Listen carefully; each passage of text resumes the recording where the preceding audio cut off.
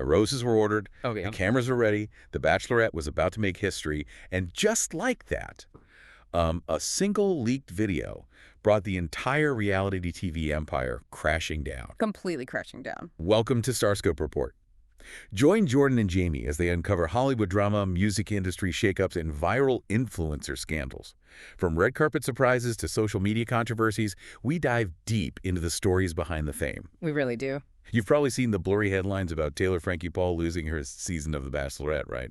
But what you are looking at is so much more than just, reality TV gossip. Oh, absolutely. Today, we are taking a deep dive into what Julie Theis just revealed about Taylor Frankie Paul. We're getting into the absolute breakdown of corporate risk assessment, the weaponization of private trauma, and honestly, how an unexpected outsider managed to expose a massive psychological manipulation campaign. So, okay, let's unpack this. Yeah, to really understand the sheer scale of this collapse, you have to look at the intersection of a very desperate television network and an influencer ecosystem that practically incentivizes toxic behavior. Right. It rewards it, honestly. Exactly. Because what we are looking at isn't just a canceled television show. It is a masterclass in what happens when the very real, very tragic mechanics of a broken home collide with a corporate PR machine that thought it could just, spin anything. I want to start with the corporate side first because the math here is just staggering. We are talking about season 22 of The Bachelorette. A massive season. Huge. Yeah. This was scheduled to premiere on March 22nd, 2026. Disney and ABC pulled the plug just 3 days before it was supposed to air. 3 days. That is unheard of. It's wild. Entire marketing campaigns were already running. I mean, they had billboards up in Times Square. Yeah, promos were playing during the Oscars. Exactly. They had filmed the entire season from late October to late December of 2025, shooting in Steamboat Springs, Miami, Las Vegas, and wrapping up in St. Lucia. And you really have to consider how massive this specific casting was for the franchise. Oh, for sure. Bringing in Taylor Frankie Paul was seen as a bold franchise-saving move. I mean, Yeah. She is a 31-year-old mom from Herriman, Utah, and already a massive star from The Secret Lives of Mormon Wives. Right, so she already had that huge built-in audience. Exactly. The network wanted that TikTok audience so badly. They wanted outside blood, making her the first ever Bachelorette who hadn't previously appeared as a contestant on The Bachelor. Which is a big deal for that show. A huge deal. They even cast guys specifically for her. Like, they brought in an Olympian and Lana Del Rey's ex-fiancé. Oh, wow, I didn't know that. Yeah. The whole season was in the can. It was edited and completely ready for prime time. And then March 19th hits. TMZ publishes a video that immediately sets the internet on fire. Just explode. It was footage of a domestic altercation from February 2023 between Taylor and her ex-boyfriend, Dakota Mortensen. Right. And calling it an altercation almost feels like, I don't know, an evasion when you actually watch it. It's really hard to watch. And the video is horrific. It shows Taylor throwing these heavy metal bar stools at Dakota. And during the chaos, one of the metal chairs actually hits her 5-year-old daughter. Yeah, it left a visible bump. It's so sad. You can hear the child crying in the background. It is deeply disturbing footage. And within hours, Disney released a statement saying they would not broadcast the season, claiming they wanted to focus on, quote, supporting the family. See, that corporate statement is where we really need to dig in, because what's fascinating here is that it completely exposes the hypocrisy of reality TV casting. How so? Well, here is the vital context. This 2023 incident was not a secret. Wait, really? No, it was already public knowledge. Taylor was arrested for it back in February 2023. By August 2023, she had taken a plea in abeyance for a third-degree felony count of aggravated assault. Let me stop you there, because that sounds like legal jargon designed to obscure what actually happened. Right. What does a plea in abeyance actually mean in the Utah legal system? Essentially, it means you enter a guilty plea, but the court holds that plea, the abeyance part, for a specific period of time. Yeah. If you complete all the court-ordered conditions, which usually involve things like probation, anger management, or domestic violence counseling, the charges are dismissed and completely wiped from your record. Wait. So Disney's corporate risk assessment team looks at that legal paperwork and just sees a loophole. Pretty much. They don't see a felony assault. They just see a PR spin. Like, oh, look at this woman who hit rock bottom, completed her court orders, and is now finding love.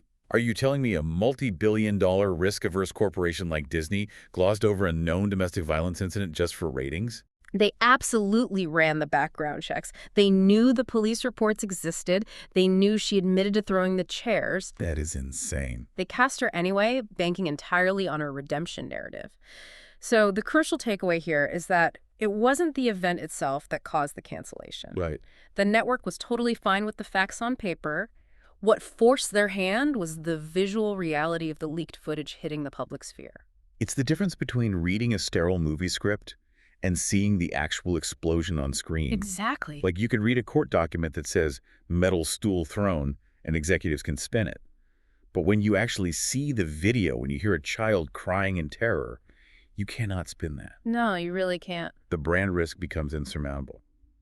But this brings up a massive question for me.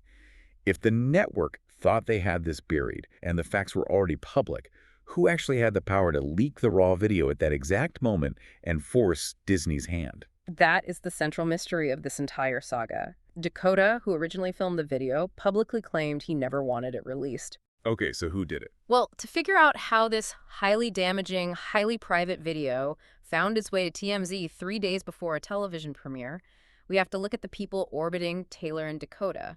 Yeah. Which brings us to the most unexpected player in this entire story, Julie Theis. And that's not even the wildest part. Wait until you hear exactly whose hands that private video fell into. But hey, if you're loving these Hollywood twists, make sure you're subscribed.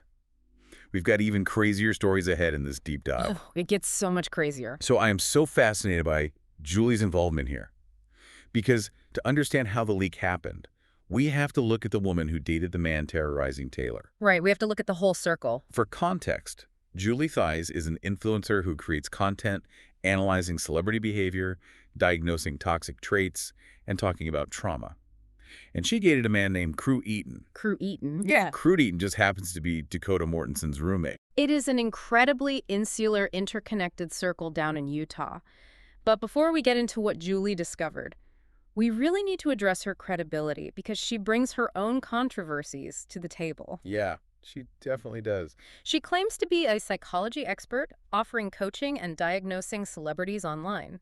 However, critics and internet sleuths on Reddit have pointed out that her master's degree from Montana State University is actually in consumer and marketing psychology. Yeah, and I have to challenge her as a source here. I mean, she is not a licensed clinical therapist. No, she's not. Her background is in the psychology of business and marketing. Why should you or I trust her analysis of a deeply complex domestic violence situation? It feels like the Wild West of internet therapy, where people just throw around clinical terms like narcissism for clicks, you know. That is a completely valid skepticism, and you're totally right to point out that she shouldn't be diagnosing clinical disorders, but consider what her specific degree actually trains her to do. Okay, I'm listening. Consumer psychology is the rigorous study of how narratives are manufactured to influence human behavior. So interesting. It is literally the science of spotting manipulation. And when Julie moved to Utah to live with Cru Eaton and Dakota Mortensen for 2 months, she was subjected to a highly curated, nonstop marketing campaign designed to sell her a very specific narrative. Ah, I see. And because Taylor was away filming The Bachelorette during those 2 months, Julie never actually met her. Right. She was exclusively receiving Dakota and Cru's spin. Exactly. And their narrative was intense. Julie says she was repeatedly told that Taylor was the sole problem, that Taylor was unhinged, violent, and that if she would just change, Dakota's family could be whole again. Wow. And Julie believed them. She felt deep empathy for Dakota. But then Julie and Cru break up, and in a surprising move, Taylor actually reaches out to Julie. Which honestly makes sense from a mother's perspective. I mean, Taylor knew Julie had dated Cru, and because Cru was living with Dakota, he was spending time around Taylor and Dakota's 2-year-old son, ever. Taylor just wanted to understand what kind of environment her son was in. So these two women, who had been positioned as adversaries, finally get on the phone. And this is where the manufactured narrative completely falls apart. It shattered. During that phone call, Julie observed something that completely contradicted everything she had been told. What was it? Well, she could hear Taylor calmly checking on her kids in the background. She heard Taylor taking accountability for her past actions, acknowledging her mistakes, rather than just blindly trashing Dakota. Right. For Julie, that shattered the violent monster narrative she had been spoon-fed for months. Here's where it gets really interesting. Her background in spotting marketing manipulation is exactly what allowed her to realize she was being sold a lie. Exactly. She cuts through the internet noise just by having a basic human conversation with the woman she was instructed to hate. Precisely. And Julie actually publicly apologized to Taylor, but she went further than that. She declared that based on her observations of living with Dakota and Cru, Taylor was actually the victim of coercive control and that her relationship with Dakota was a toxic trauma bond. Now, trauma bond is one of those buzzwords that gets thrown around so much on TikTok that it's almost lost its meaning. Well, totally. People use it to describe, like, a bad date. Yeah. What is the actual psychological mechanism happening between Taylor and Dakota? A genuine trauma bond is rooted in the biological response to intermittent reinforcement. It's not just two toxic people yelling at each other. Okay. It is a cycle of intense abuse followed by intense affection. The environment creates a state of fear and cortisol spikes, and then crucially, the same person who caused the fear positions themselves as the savior who brings the calm and the dopamine rush. Wow. Yeah, the brain becomes chemically addicted to that cycle. They feel like they cannot survive without the person who is simultaneously destroying them. That is terrifying. It is. And it perfectly explains the coercive control aspect. Dakota and Cru were controlling the narrative, Yep. isolating Taylor, and feeding a specific story to anyone who would listen. Which brings us right back to the leak. Yes. If Dakota claims he was protecting Taylor, how did the TMZ video get out? The source of the leak traces right back to Julie's ex, Cru Eaton, The roommate. the roommate. Back on the 4th of July, Cru posted to his own TikTok account, leaking private texts and that 2023 chair-throwing video. Wow. Dakota maintained that he would never release those videos because he still loved Taylor, but Cru somehow had them in his possession. I am struggling to understand the logic here. How does a roommate end up with a highly damaging video of a domestic dispute? I mean, that doesn't just happen by accident. No, it doesn't. And Cru's justification exposes a very dark side of the modern influencer space. He claims Dakota sent him the videos years ago, within days of the incident happening. Because Dakota was supposedly terrified Taylor would get into his phone and delete the evidence. So you kept it like a backup. Yeah. Cru says he sat on these videos for years, claiming he finally released them to, quote, defend himself and Dakota, literally referring to her online as Taylor Felon Paul. It's almost like Cold War deterrence, but for influencers. That's exactly what it is. You hold on to this highly destructive digital payload, the private videos, the texts, and you keep it in your back pocket in a digital vault. It's mutually assured destruction, just waiting to be deployed for maximum career damage. If we connect this to the bigger picture, it is systemic harassment disguised as public accountability. Right. As Julie pointed out, Cru seemed to have a bizarre obsession with Taylor. His entire social media bio, his videos, his whole online personality became solely dedicated to tearing down his roommate's ex-girlfriend. It's so weird. It goes far beyond petty drama. It is the weaponization of private trauma for views and clout. But while the internet is busy dissecting who said what on TikTok, the real-world consequences of this trauma bond are devastating. Truly devastating. Let's transition to what happens when this biological addiction hits the cold, hard reality of the family court system. Because later in the deep dives, we'll talk about the shocking twist nobody saw coming regarding their kids. But before we get there, stay tuned and hit that subscribe button so you don't miss what's coming next. You'll want to hear this. So this isn't just about a canceled TV show anymore. The law has stepped in, and the reality is incredibly grim. Yeah, we aren't just talking about the 2023 incident anymore.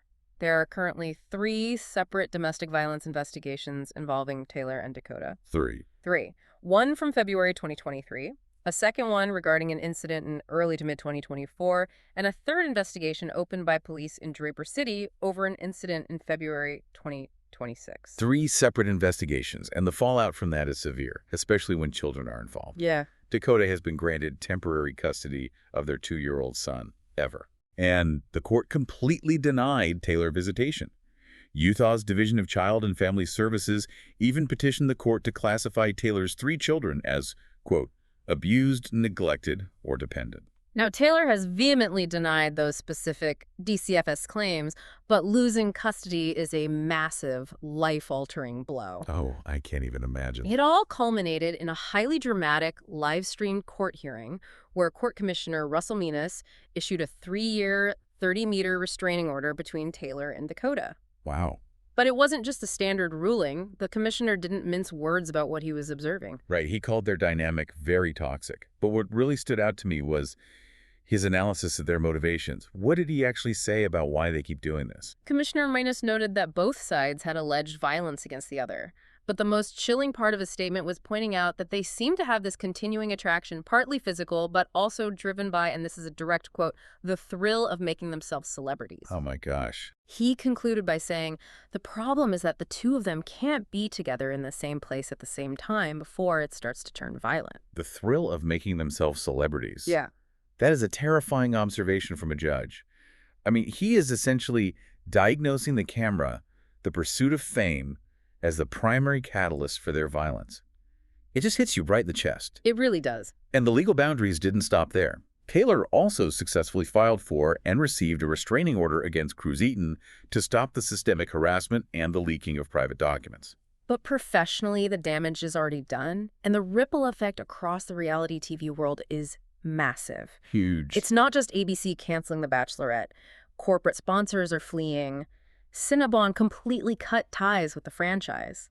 And The Secret Lives of Mormon Wives, the show that launched Taylor into the stratosphere, had to completely pause production on their 5th season. You would think, with all of this heavy, life-altering legal and family drama going on, that the petty internet fights would stop. You'd think so. But human ego is a strange thing.